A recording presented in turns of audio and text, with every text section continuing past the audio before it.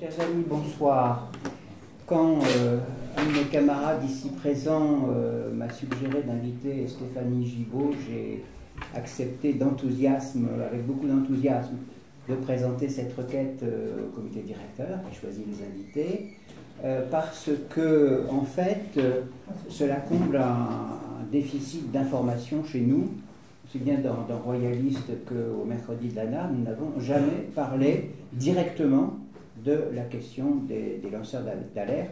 Nous n'avons jamais consacré une soirée à cette question, aussi bien aux questions qu'ils posent qu'à la situation qui est la leur et qui est très largement méconnue, sauf quelques cas qui ont été très médiatisés.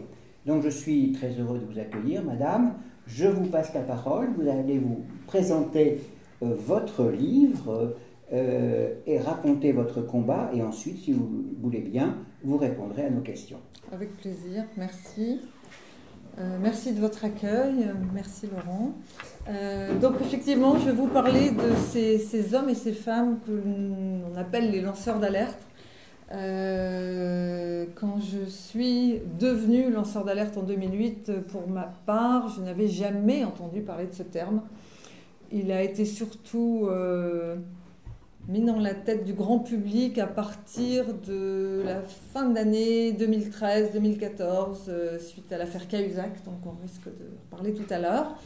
Donc les lanceurs d'alerte, ce sont ceux qui se lèvent pour la vérité, c'est-à-dire ceux qui ont eu le courage de dénoncer des dysfonctionnements d'intérêt général. On nous a salis, on nous a stigmatisés. L'essentiel des projectiles et du rouleau compresseur qu'on s'est pris était de nous dire que nous étions des délateurs. Et que bien évidemment en France, faire cet amalgame a été porteur de sens pour certains.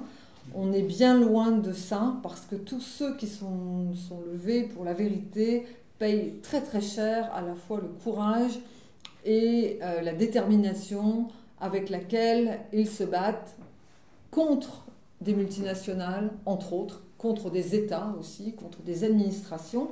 C'est Julian Assange qui a gentiment écrit la préface de mon livre. Pour ceux qui connaissent Julian Assange, c'est le patron de Wikileaks, qui est enfermé à l'ambassade d'Équateur à Londres depuis 6 ans. Il en est dans sa 7e année pour oser mettre de la lumière sur les dysfonctionnements du gouvernement américain, entre autres. Alors donc ce livre, qui est le deuxième, traite à la fois de la liberté d'expression, grâce à Julian Assange, de la quête de la vérité. Et j'ai rencontré plus de 50 lanceurs d'alerte en France, mais aussi à l'étranger, pour savoir si effectivement nous n'étions pas, nous, une exception en France, parce qu'on est tous passés par les mailles d'un filet absolument incroyable. Et le constat est sévère, c'est-à-dire quelle que soit l'industrie, quelle que soit l'administration et quel que soit le pays, c'est-à-dire quelles que soient les lois, puisque si on est en Italie, on n'est pas confronté aux mêmes lois qu'aux États-Unis, si on est en Allemagne, ce ne sont pas les mêmes lois qu'en France, finalement le résultat est identique. Tous ceux qui refusent de cautionner, tous ceux qui dénoncent ces dysfonctionnements, passe par des procédures judiciaires qui durent 15, 20 ans, voire parfois plus. Alors, pourquoi est-ce que j'en suis arrivée là et comment je suis arrivée là? Donc, j'étais cadre chez UBS. UBS, c'est l'ancienne Union des banques suisses. Je suis arrivée chez UBS quand elle ouvrait sa filiale gestion de fortune à Paris. Alors ça, c'est l'acte 1.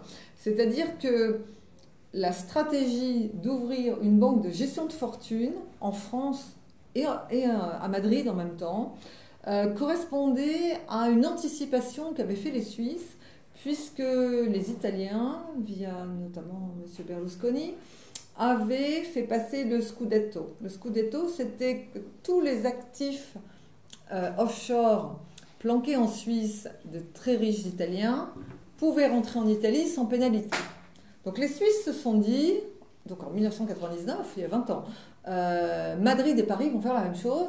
On va ouvrir des filiales en France et en Espagne pour récupérer dans nos coffres, finalement, dans une filiale, cet argent, plutôt qu'il parte par exemple en France chez BNP Paribas ou chez Société Générale et à Madrid à la Caixa ou ailleurs.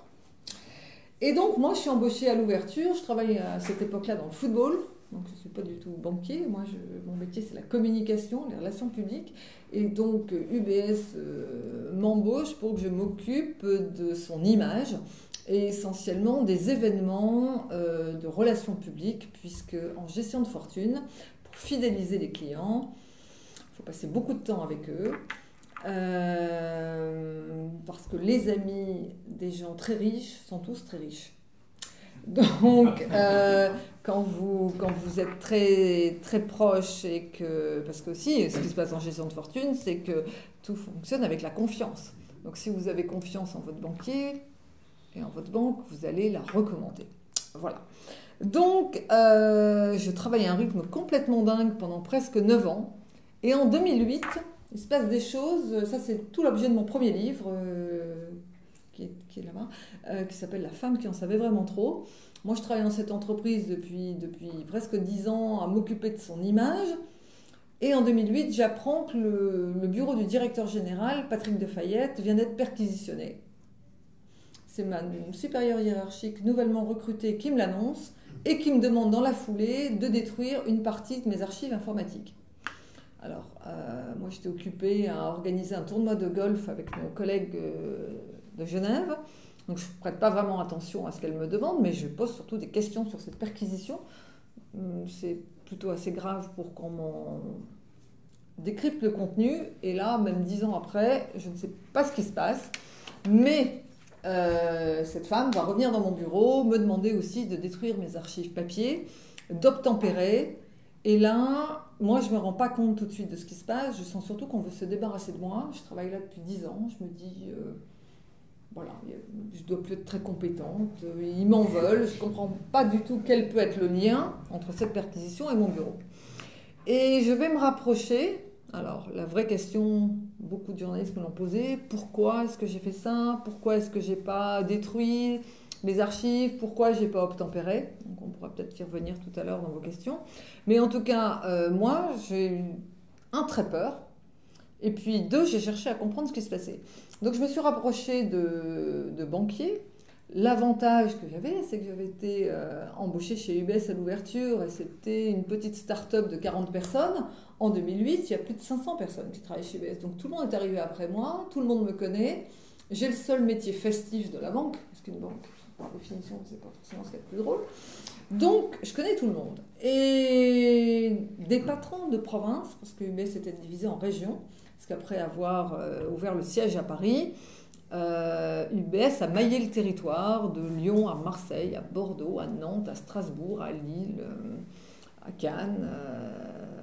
Aix-en-Provence et Toulouse ont même ouvert pour fermer finalement 3 ou 4 mois après. Donc ces banquiers me disent que le métier que j'exerce, donc le métier de la communication,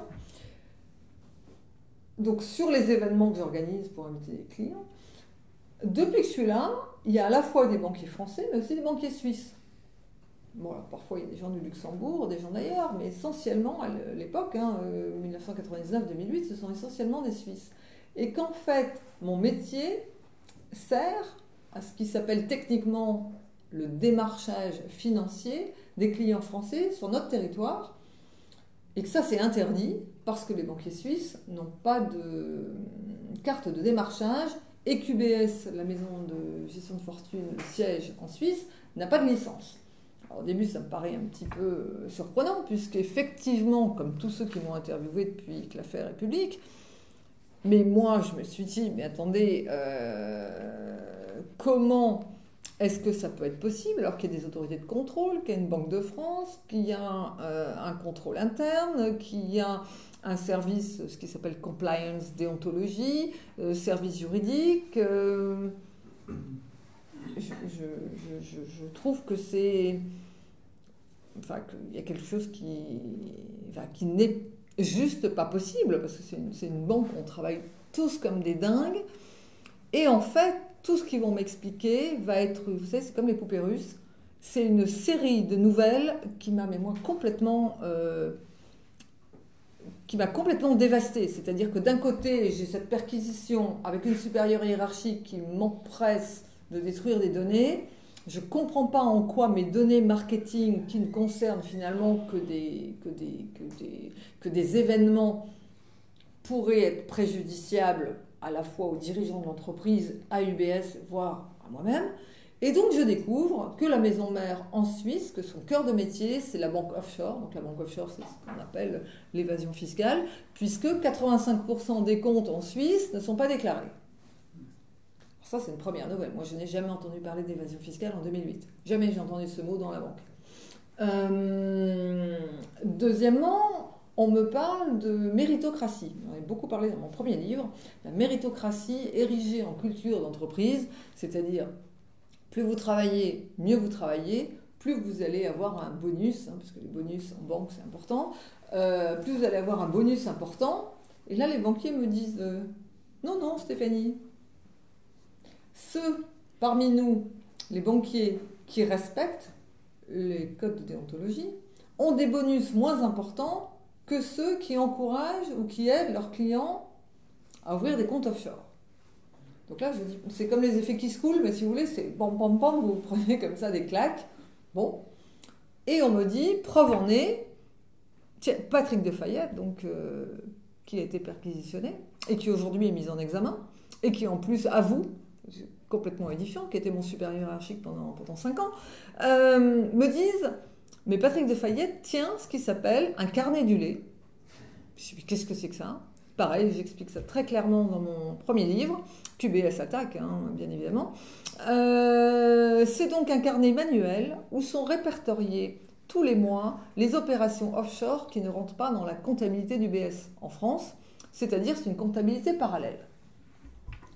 Et là, si vous voulez, tous vos rêves les plus fous s'effondrent, c'est-à-dire que vous apprenez que vous travaillez au cœur d'une entreprise qui fraude, dont vous pourriez finalement être complice ou victime, dont vous êtes témoin, vous sentez qu'on veut se débarrasser de vous. Alors dans ce nouveau livre là que je viens de publier, je parle beaucoup de la violence en entreprise, 10 ans après, il y a eu les cas de France Télécom entre autres, mais il n'y a pas un jour où vous n'entendez parler de la violence au travail.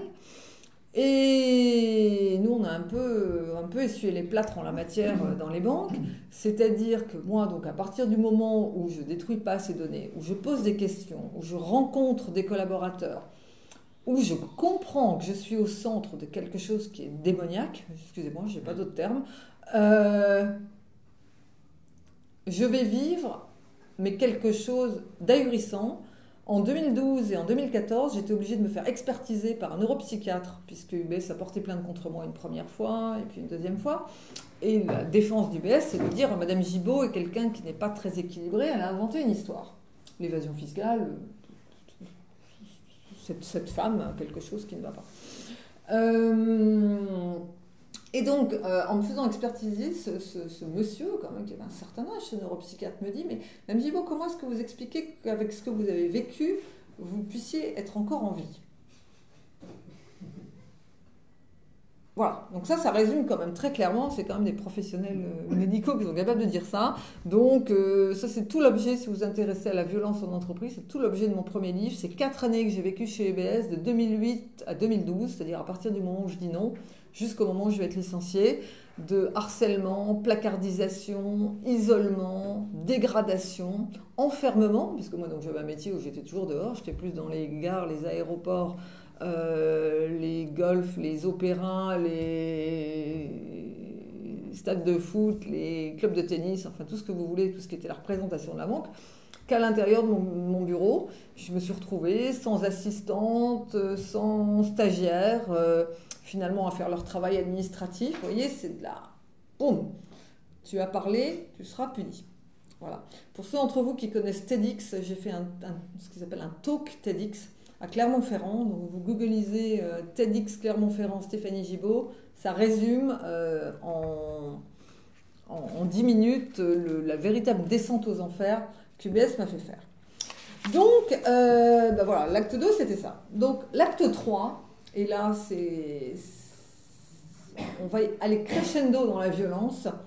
Bercy, ministère des Finances, ou plus précisément les douanes judiciaires, me passe un coup de fil en 2011 pour me dire, écoutez, Madame Gibaud, on voudrait vous voir. On appelle un numéro masqué. Alors, sur le coup, je ne comprends pas très bien. Et finalement, les douanes judiciaires que je rencontre dans le sous-sol d'un grand magasin parisien me disent « Madame Gibaud, on sait que la fraude continue chez UBS. » Ah, mais moi j'ai dit « Voilà, mes sauveurs sont arrivés. J'ai dénoncé en 2008. En 2009, comme on me l'a demandé, j'ai porté plainte. En 2011, donc ça y est, Bercy s'intéresse au sujet. C'est fini. UBS va être condamné.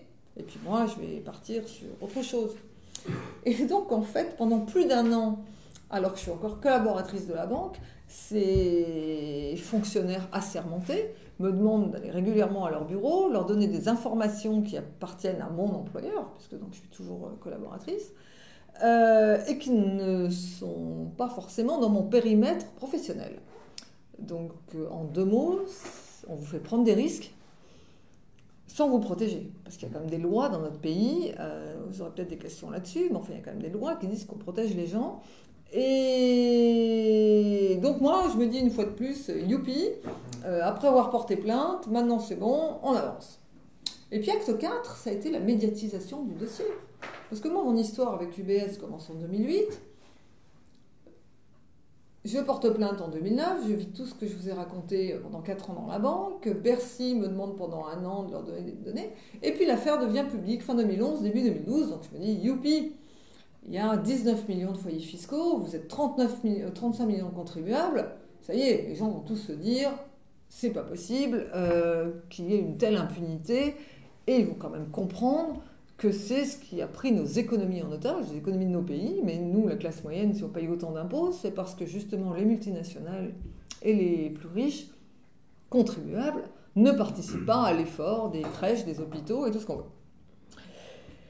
Et puis, entre-temps, vous avez eu l'affaire SwissLeaks, l'affaire LuxLeaks, l'affaire des Panama Papers, l'affaire des Football Leaks, l'affaire plus récemment, des Paradise Papers, qui vous dit quoi ? Qui vous dit que finalement UBS, qui est la banque de gestion de fortune la plus ancienne au monde, qui est relativement inconnue du grand public en France. Vous faites un micro-trottoir, tout le monde connaît BNP, la Société Générale, mais UBS en France, ça parle à personne.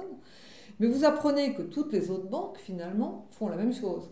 L'année dernière, avec les Panama Papers, vous avez vu que la Société Générale était au cœur de ces paradis fiscaux.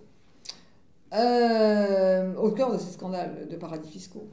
En France, l'affaire UBS, c'est quand même pas rien, puisqu'elle est mise en examen, cette banque, depuis 2011, une dizaine de fois. Certains dirigeants, dont Patrick Defayette, le sont aussi.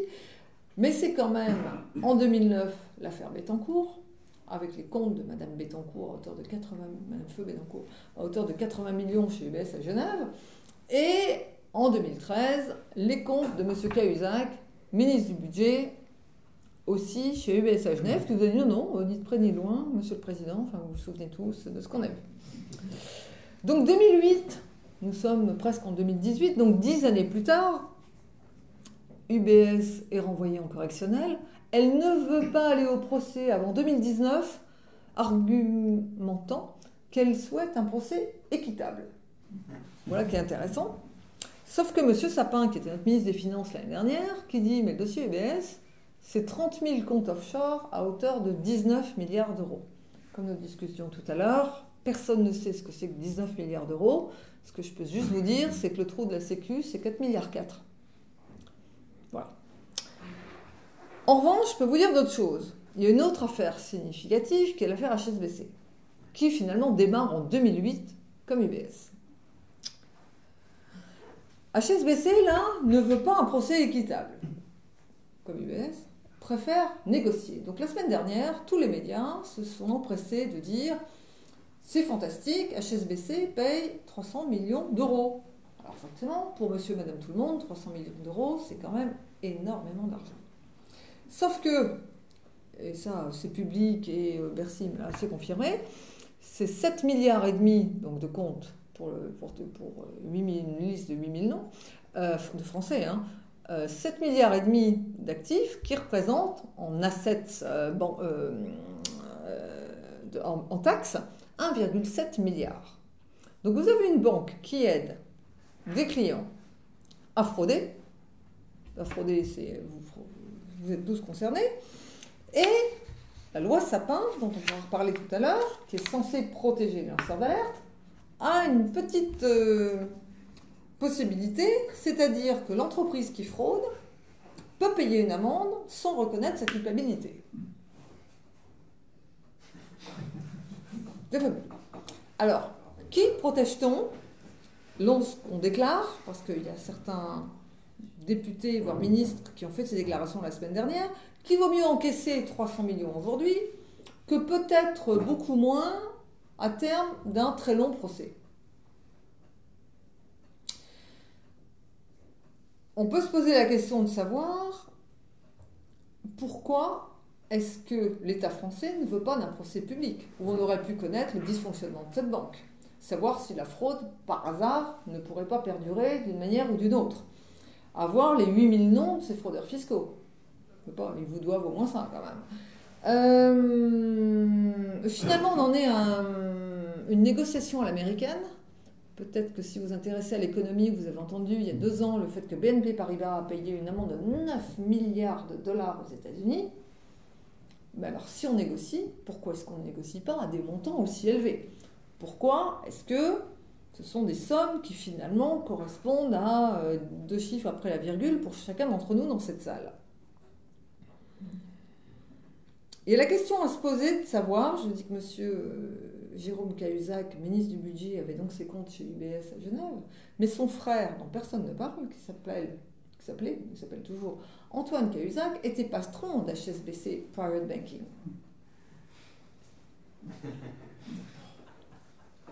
On appelle l'entre-soi, la connectivité.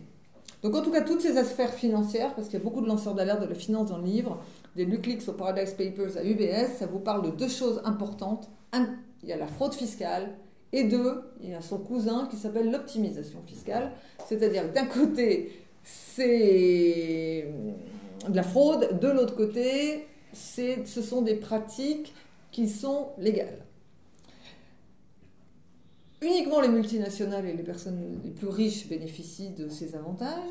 Donc en gros, la conclusion, c'est qu'on se retrouve, nous les 99%, face à 1% d'impunité, parce qu'il faut quand même être très clair, tous les gros actionnaires des multinationales sont les plus riches citoyens. Alors, je peux vous parler aussi de la Société Générale, parce qu'elle a été pointée du doigt, notamment par les Panama Papers, où elle a 136 filiales offshore, où, je l'ai noté là, 33% de ses bénéfices sont faits dans les paradis fiscaux, 1005 sociétés offshore, donc ont été révélées par les Panama Papers, et j'ai appris ce matin qu'elle va supprimer 900 postes d'ici 2020. Bon, on sait même que le patron de la Société Générale, M. Oudéa, et aussi le patron de la BNP, M. Pebro, ont menti sous serment au Sénat. Est-ce que pour leurs mensonges, ils sont en garde à vue, emprisonnés? Bon. En tout cas, on peut se poser la question de la connectivité entre le politique et la finance, ici, mais aussi ailleurs. Mais nous, ici, les Français, on a quand même encore quelque chose qui est pire que tout, c'est qu'on a un outil qui s'appelle le verrou de Bercy, dont certains d'entre vous ont entendu parler, c'est-à-dire que seul le ministre du Budget peut décider des poursuites de ceux donc, qui sont quelque part un peu protégés par Bercy. En clair, seul Jérôme Cahuzac, ministre du Budget, pouvait décider de poursuivre Cahuzac Jérôme, fraudeur fiscal. Bon. Alors, les enjeux sont énormes. C'est bien pour ça que les dossiers sont quelque peu étouffés. Voir que la justice met un temps tellement long à se prononcer, faute de moyens. Regardez HSBC, au bout de 10 ans, il paye une amende. UBS, au bout de 10 ans, va aller en correctionnel dans 2 ans. Donc, on n'est pas sorti de l'auberge. Alors, on s'aperçoit au fur et à mesure du temps, et pas uniquement sur les dossiers bancaires, qu'en fait, le problème n'est pas la loi ou les lois, parce que j'ai découvert en écrivant ce livre que la France est le pays au monde qui a le plus de lois, de règles et de règlements. Le problème, c'est que les lois ne sont pas respectées, ou la loi n'est pas applicable à tous. Alors j'étais avec des étudiants d'HEC il y a peu de temps qui disent « Mais attendez, Madame Gibault, votre constat est très sévère, regardez Jérôme Cahuzac qui est condamné. » Mais je leur dis « À quel point pouvez-vous être lobotomisé pour me sortir une chose pareille? Il est condamné, a priori M. Cahuzac doit faire appel, mais est-ce que vous, étudiants, est-ce que vous, citoyens, est-ce que vous, contribuables, vous l'avez vu avec les menottes au poignet? Est-ce que vous l'avez vu avec... est-ce qu'il a fait une garde à vue? Est-ce que c'est ça, parler d'exemplarité? Il n'est pas en prison non plus, alors que, à mon avis, il devrait l'être.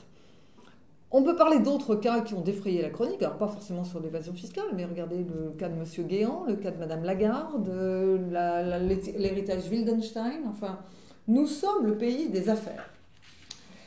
Alors, on nous dit souvent, nous qui nous sommes levés, parce que derrière chaque affaire, il y a quand même un homme ou une femme, parfois ils sont plusieurs, mais souvent on est quand même tout seul, de dire mais quel courage, de dire un peu les lanceurs d'alerte, vous êtes les héros des temps modernes. Vous savez madame, mais on ne sait pas quoi faire parce que on a peur, la culture de la peur en entreprise, on en parlait tout à l'heure. Comment faire pour que cessent toutes ces dérives qui ont emporté les économies des nations, qui ont généré des crises, ce chômage, les travailleurs pauvres, la violence au travail, la concurrence malhonnête. La question à se poser est surtout à qui ça profite ce crime. Parce que avec la loi Sapin, par exemple, on n'a fait que nous parler de la protection des lanceurs d'alerte.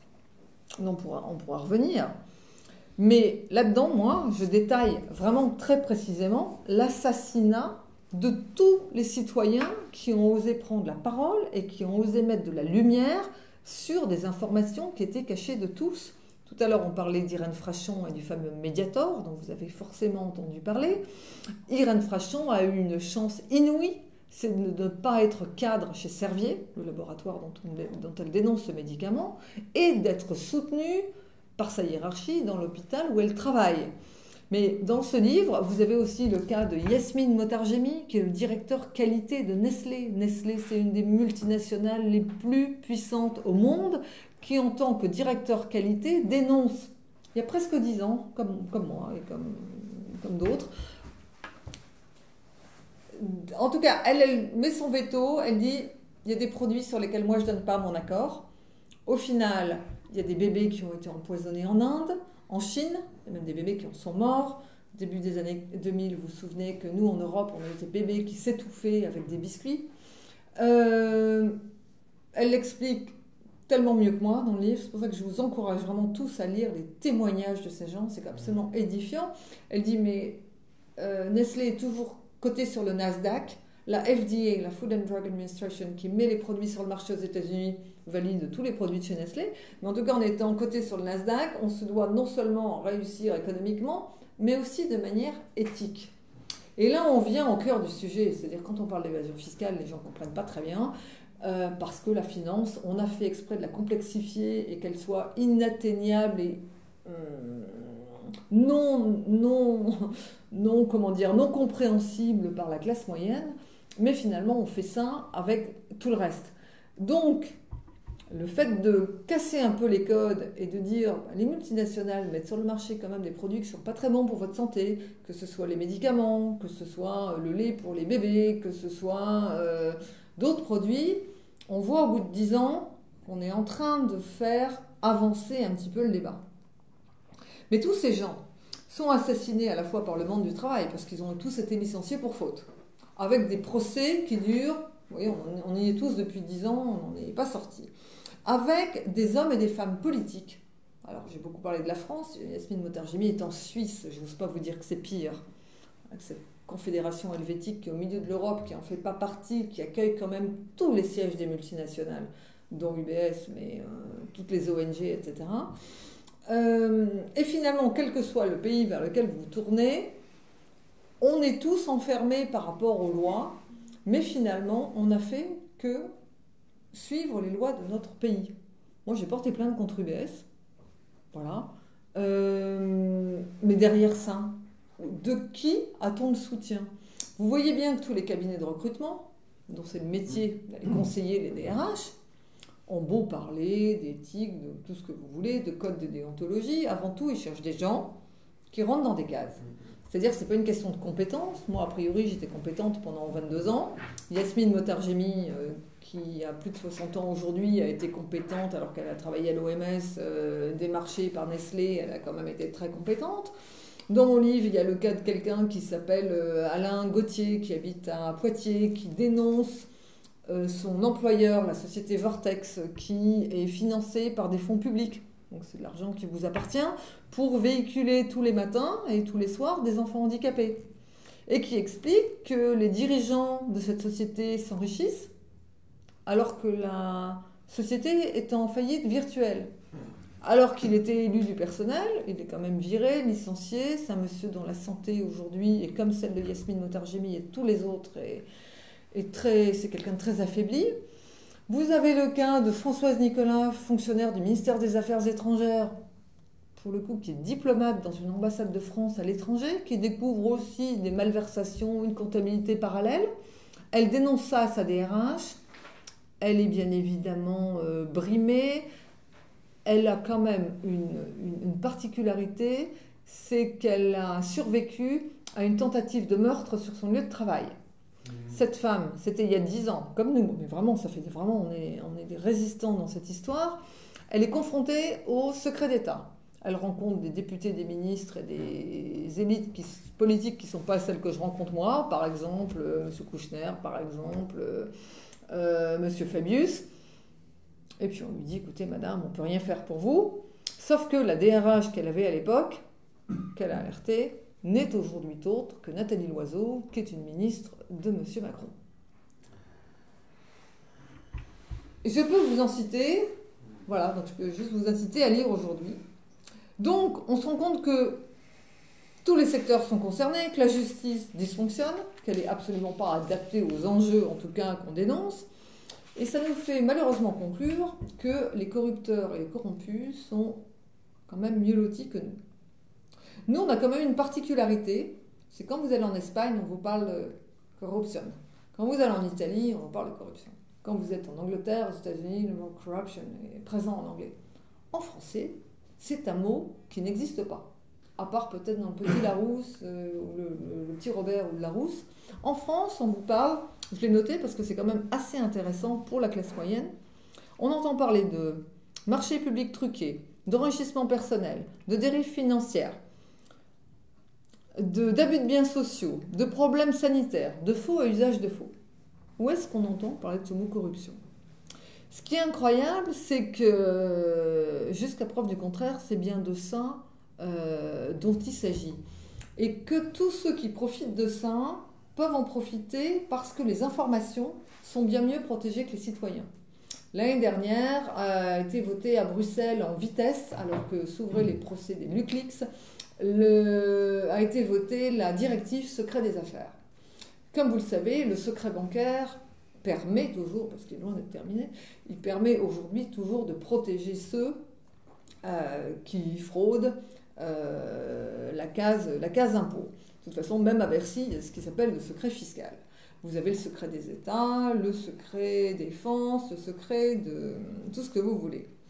Donc, c'est bien gentil de nous faire passer pour des désobéissants, mais nous, on n'a pas désobéi à notre conscience. On n'a pas désobéi à l'intérêt général, c'est-à-dire ce qui touche chacun d'entre nous, quel que soit l'endroit où nous vivons, quel que soit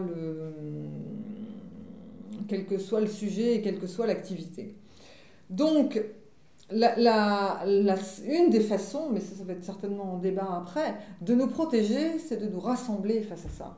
Je disais tout à l'heure, moi j'étais persuadée il y a 8 ans que 19 millions de foyers fiscaux, 35 millions de contribuables, ça aurait le mérite d'avoir tout le monde dans la rue, de dire mais nous on ne veut plus payer, pourquoi les autres ne payent pas?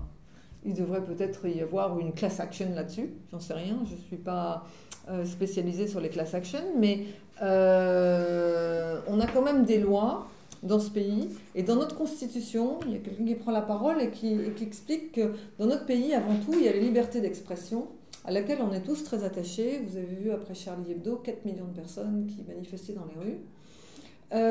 Tous les lanceurs d'alerte ont des procès en diffamation qui s'appellent des plaintes bâillons. Bâillons pour bâillonner les gens. Les procédures durent très longtemps, ça coûte de l'argent. Les frais d'avocat sont importants. Mais surtout, ça permet à la partie adverse, comme UBS, de dire « mais nous ne commentons pas les procès en cours ». Donc comme ça, si vous voulez, c'est...